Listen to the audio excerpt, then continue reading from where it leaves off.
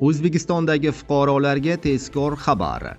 2026-yildan boshlab O'zbekistonda pensiya, nafaqa, stipendiya va ish haqlariga qancha pul budjetdan ajratilishi ma'lum qilindi.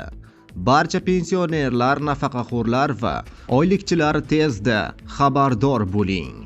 Assalomu alaykum aziz tomoshabinlar.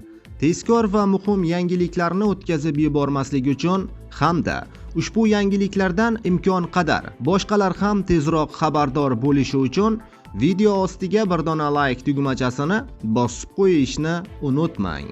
Biz esa sizlarga har doimgidek eng so'nggi yangiliklarni yetkazib turishda davom etamiz.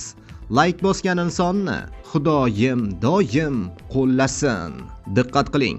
Iqtisodiyot va Moliya vazirligi 2026-yil uchun davlat budjeti loyihasini ommaga taqdim etdi. Bu haqida Zamin.uz xabar berdi.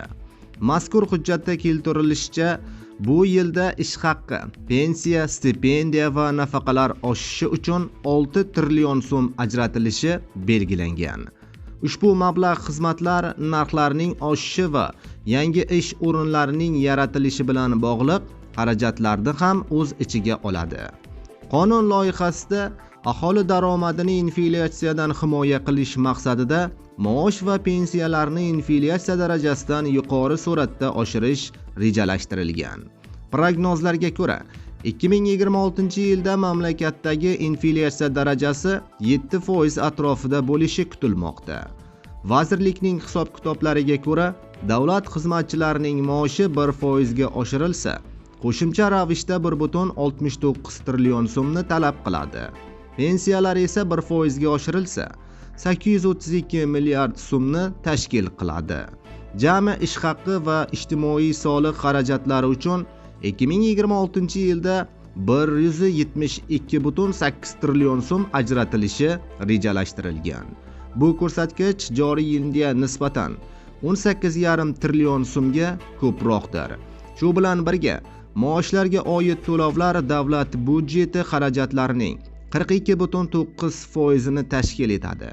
Kelgusi yilda stipendiyalar uchun 2.2 trillion so'm, pensiyalar uchun 86 trillion so'm, nafaqalar uchun esa 14 trillion so'mdan ortiq mablag' yo'naltiriladi.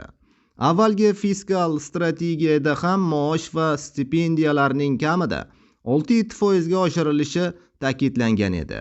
Umuman olganda davlat ijtimoiy xarajatlarni oshirish orqali aholi daromadini qo'llab-quvvatlash izchil davom etmoqda, deyiladi ma'lumotda.